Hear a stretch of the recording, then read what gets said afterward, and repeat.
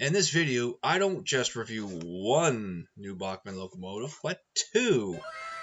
It is a special one today. Now, I could not wait for my bottom part of my layout to at least have a main line and loop track done. Because at least there I can use my NCE power cab, which I did hook up and it works fantastic to give us all accurate speed steps and la la la, or what speed steps that I'm using to say this is speed step 1, 2, 3, 4 because it's visually there. But yeah, at any rate, reason for these is I wanted to get a CP livery locomotive, and there was a Bowser one, and they molded it after the Baldwin 4-4-1000.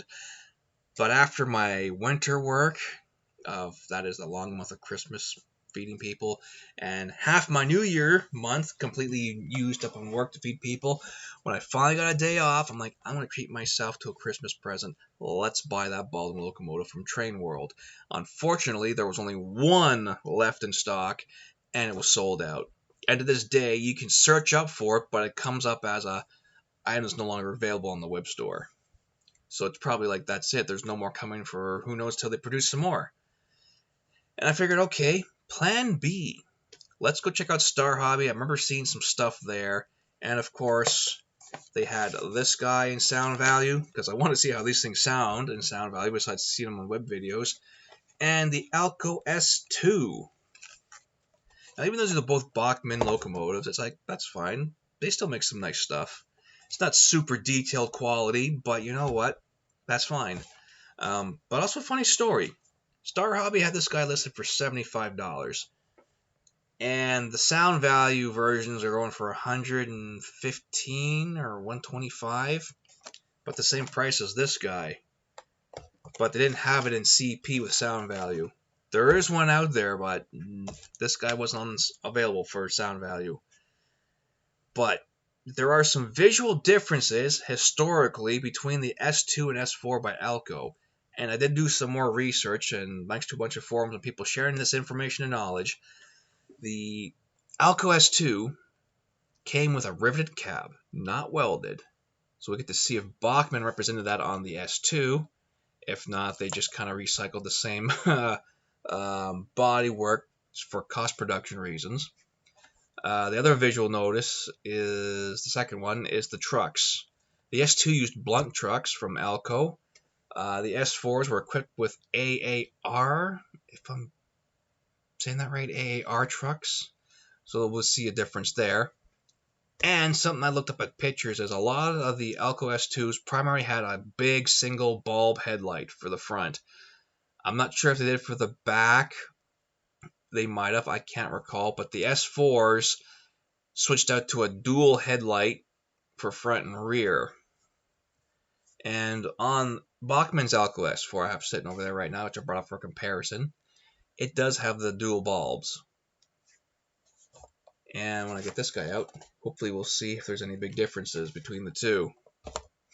I'm hoping at least the headlights and trucks would be different, because that would be accurate. Even though on the cab, because like you know, it's a budget locomotive, we're not going to see any rivets. Okay, big whoop. And as for the Alco RS3 having a second one, well, it's that's a bit of an experiment too, because one, between these two, I'm going to see if this guy makes much noise with the DCC ready. And I'm going to see if this guy's any quieter than my Alco RS3 with the Canadian National Livery running DCC on board. Because one thing I learned from Bachmann's S4 is, even when you mute the sound, it's a really, really quiet running machine. Yes, indeed. But also, I'm changing my rating system up, and I wrote it down here. Just a couple of minor things, because one, there's like mechanism and stuff I did before, and yeah, okay, you can kind of see it on the outside for steam engines, but that's more talking about the guts of the machine. And because I'm not able to open them up, and I don't want to, they're brand new, I shouldn't have to open them up. We're not going to do any ratings of mechanical work. That'll be a whole separate video when we get down to doing actually, take them apart after 8 or 10 hours of running them around and oiling them up and greasing them up. So to start with, we're going to talk about the packaging. First off, It's a solid packaging unit. Can't twist it very much or hardly at all. We have this nice clear coating to see through. Also, the locomotives are reinforced and easy to remove plastic shell. The only thing Bachmann could do better with these is if they put foam all around on the inside. And it's the same thing with the DCC sound locomotive. They're like, they're absolutely a solid unit beast. You could probably drop these and the locomotive will still be fine, I hope. But I'm not dropping mine. No, I don't want to do that. We want to avoid that.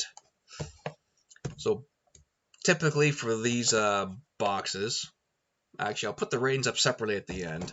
But so far I'm going to give them a 4 out of 5. If they had foam, it would have been a 5. But right now, because they're so well solid and easy to remove from these packages, including the insert bit, it's definitely solid 4. So now here's the fun part. Unpackaging them and then checking out the build quality. And that's where I'm going to switch to my other camera on my cell phone, which I hold with one hand, and try to steady these up as I go. So let's get to that. So first up is going to be Bachmannalco S2. As I already have the Alco S4 sitting out there on top of that Walther's train line box to help turn around for comparison. So, going to open this end like so. Flip her up. I think these things have been man-held quite a bit at the Star Hobby Shelf work or something there. Let's get her pulled out. Hang on. I think I'm going to need 2 hands for this. Okay, I got it started. Of course, we're just going to pull it straight out. Come on. Whoop. I want to wreck that. Okay, back again. Alrighty. Once it's out of the confines of its box, you're going to have the following paperwork per normal. Wow, this one's pretty thick. So we have your, typical Bachmann warranty cards and thing to fill out for Williams catalog. The important bits are right here with all this paperwork. Oh, I wish I could mount this camera. Or for the extra close-up. Okay, so we have the S2 diesel instructions. We do have a break-in period. Do not run at full speed, blah, blah, blah, blah, blah. Order parts too. So here's the diagram. Flip it over. So it looks like on this one we do have the single big headlight and rear light as well. We're showing rivet details on the head of the cab here. And here's the chassis assembly. And it looks like we have truck-based bearings, maybe? Nope, we got the bearings on the inside there. Alrighty, so, like normal, just gonna grab here, flip it open. I don't see any extra parts. And we're just going to gently open her up like so. Look at that. And we actually have rivets on the hood. Sorry, not so much the hood, but the roof of the cab. That's a good sign. Whereas the S4 on the New York Central, which we are arguing for comparison right now, it's actually a smooth cab. Bachmann have actually done it, where we have rivets, smooth. I don't know how accurate those rivets are, but kudos to Bachmann for getting that first part right. Let me just finish getting this girl out. Gently now. It's got a die-cast chassis. Okay, where was I? Right, so the S2 obviously has the rivets on the roof, as seen before. Everything else on the 2 models, chassis-wise, do seem to look identical. Let's take a look at the trucks next. So here we can see those are the AAR trucks on the S4. The S2 has the blunt trucks. They definitely are different. Let's go back to the S4. As we can see, the front there, they were definitely a whole different design. Yeah. Whereas the back ones, And the front ones on the S2 definitely are different. I'll have to double check photos again, but yeah, the S4 definitely has different trucks. But check the front of these guys out. So S4 has the dual headlights. The S2 has the big single headlight. Of course, the S4 has the dual and got a big single in the back of the S2. It looks like the door of the S2's got double windows, where the S4's just got the one. So there's another noticeable visual difference. Everything else between the two seems to look like to be the same primary body shell. Handrails all look the same. Same setup. Cut levers at the back. And of course, Mark II couplings. There she is, down on the tracks.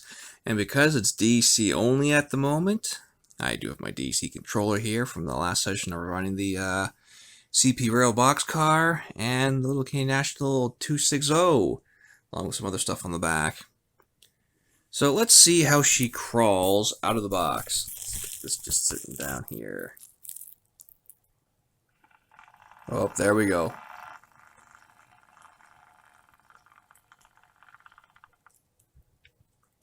I had to turn the knob up quite a bit there. Not so much this time. Oh, dead spot. Come on.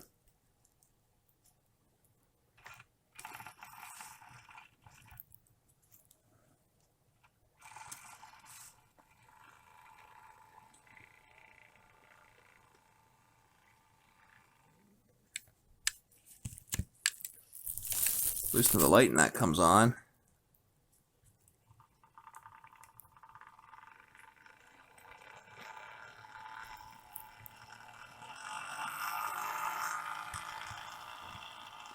You don't sound too healthy.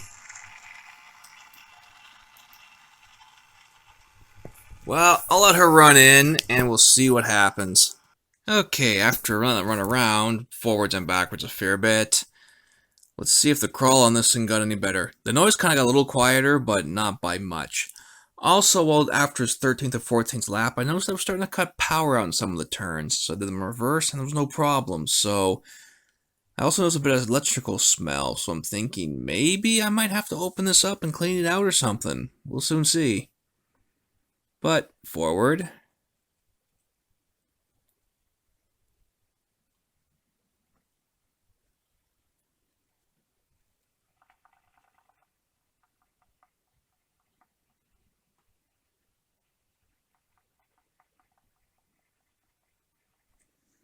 Does sound like something's lugging in there.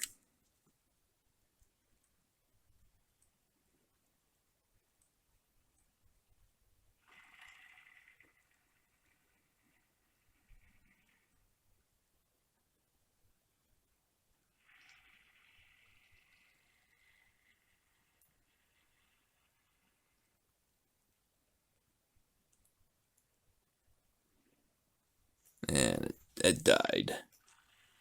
There we go.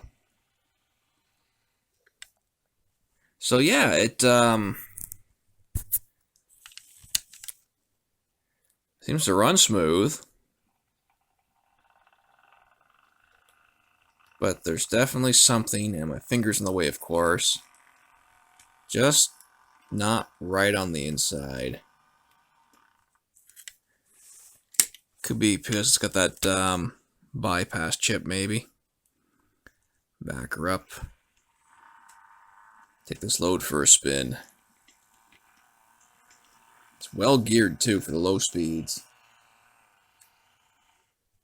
Okay, we got it hooked up to a load. Let's go forward.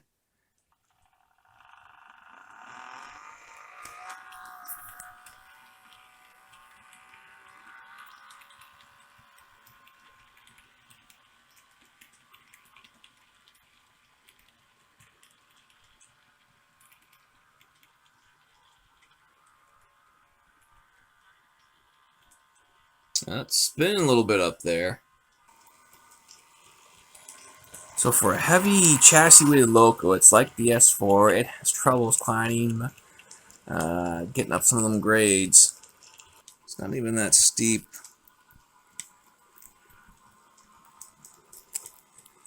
Let's push down a little bit here, get a little bit of an edge.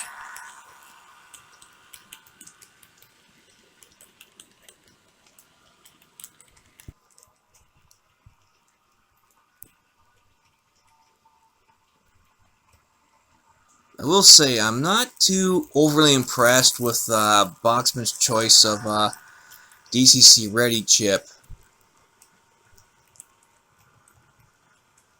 Okay, it's time to move along. We've seen enough of the S2 in action.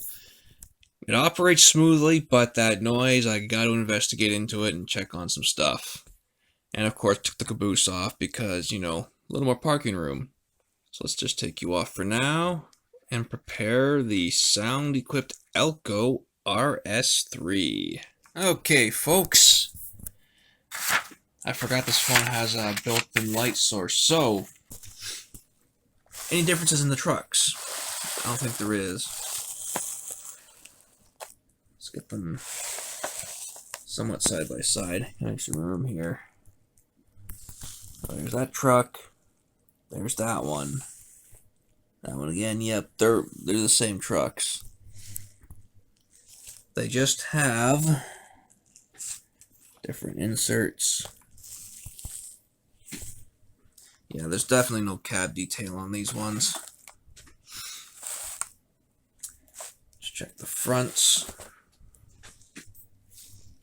So again, we have this big old lamp in the front. Dual dots in that one. Well, these are both DCC equipped, and this one's got sound. Let's put them both on the track, and well, no, I gotta probably set the program with that one first. Ugh, excuse me, it's getting late. Okay, here she is down the tracks. I got the lights on, and I just noticed something. I'm missing the lens out of the front of this one. I even checked the case, and it's not even in there either. We do have a rear lens, though. Yeah, we do have a rear lens. That much I can see, but the front one, it's missing, or it fell in there. Now, like all typical Bachmann Sound locomotives, this one comes on when we get power to it. So I'll just unmute it here. So let's cycle through the sounds. Number one's the bell. Got the longhorn on number 2, which you just turn on and off. Number 3 is the short horn. Number 4 doesn't do anything. Number 5 doesn't do anything. 6 doesn't do anything. 7, just adjust your headlight brightness. 8, of course, mutes the sound, unmutes it. 9 doesn't do anything, and of course 10 turns on and off your headlights. Let's go ahead and ramp this thing up, see what a crawl it does.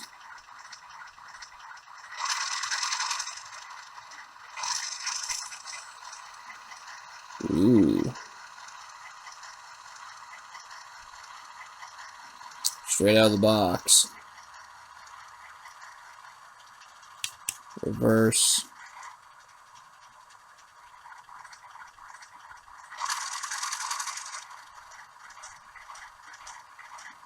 Okay, the motor revving up.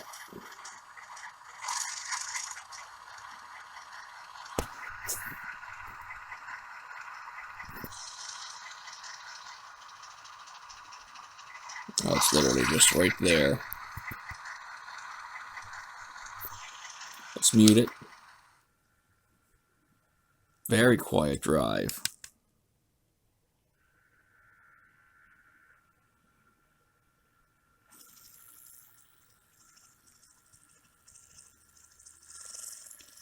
Now we're making some noise.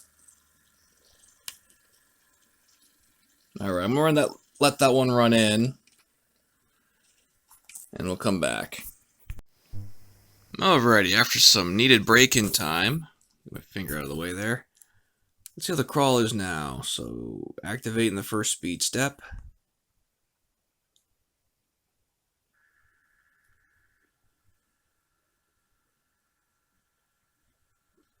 pretty darn smooth. Now forward.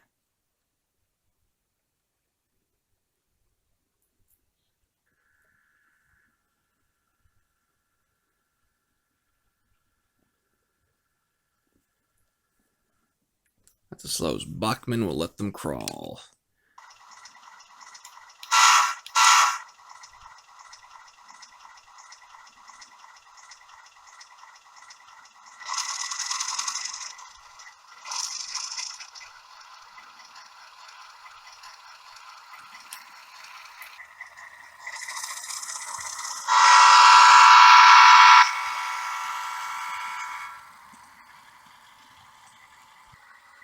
Even with the lens missing out of the front, hopefully it's down inside the shell, it's still pretty bright.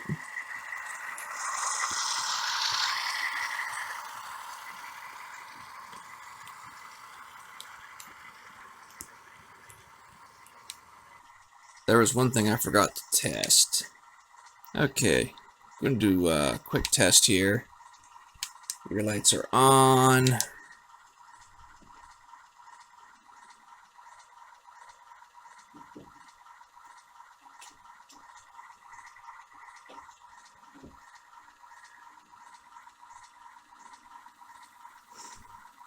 Yeah, so the DCC on board doesn't work as well as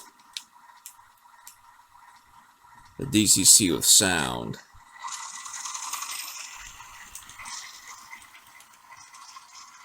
Yeah, see, that one took off like a rocket on that setting.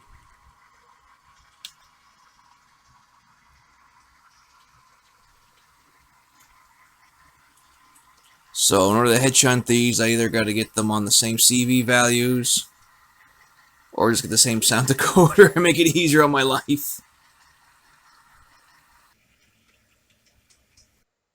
So that was fun seeing them run around the track, and I can't wait to do some operations with them in my big one in the basement, if I get to it, and hopefully this year I'm hoping to. So starting at the top, I got 4 categories now instead of 5. I'm pulling one of them out of this to put towards the want to do the teardown videos for maintenance and rate them that way too.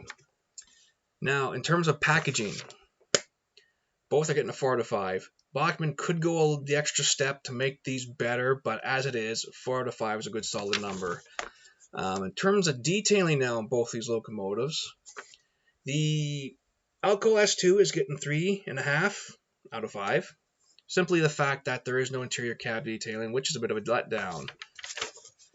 And the Alco RS3, I'm giving it a 3. I'm sorry, Bachmann, but because that little piece in the front lens there is missing, and I'm hoping it's inside the chassis, you know, it has to be there. It just has to be. Otherwise, it would have gotten a full 3.5 like the Alco S2, because once more, there is no cab detail. It's just your hood, or not the hood, sorry, the cab shell over top of the hood shell, and the hood shell's, according to the diagrams, all one piece, so that's a little sad. Now, in terms of performance, they both did really well. The Alco RS3, despite my, even though I put the, not the plywood, my 2x2 cardboard sheets down to help level things a little more, it did really well up that minor incline. The Alco S2, however, it struggled a little bit the first time around, but it kind of picked up after that. So I'm going to give the Alco S2 a 3 for the time being. And the Alco RS3 is going to get a 4 because it just did a better job. Now, in terms of pulling power, this is where things get interesting because HO Scale has a variety of length rolling stock and coaches, whereas in Double O, a lot of their freight wagons are all pretty much the same length for that era, etc., but their coaches were longer, right? Whereas in HO, they vary from 50 foot, 40 foot, 30 foot, and then you have your coaches, of course. So in pulling power, they're going to be rated by 50-foot freight cars. 50-foot freight rolling stock. So the Alco S2, it's going to get a pulling power of 6 to 10. Like my S2, I'm pretty sure it will pull 10 no problem on level grade. The Alco RS3, however, I'm going to give it a 10 to 16 boxcar pulling power. I'm pretty sure it will easily pull 10, no problem. 16 on level grade. And I will go back and update all of this when my main layout does get completed, or portion of it for a loop anyway. So I'm not doing testing off a bed or off a janky piece of board and whatever else. So thanks for watching, everybody. Keep safe, and I hope this video helped you out in terms of if you want to get like a DC ready or a DCC with sound Bachmann. Take care now.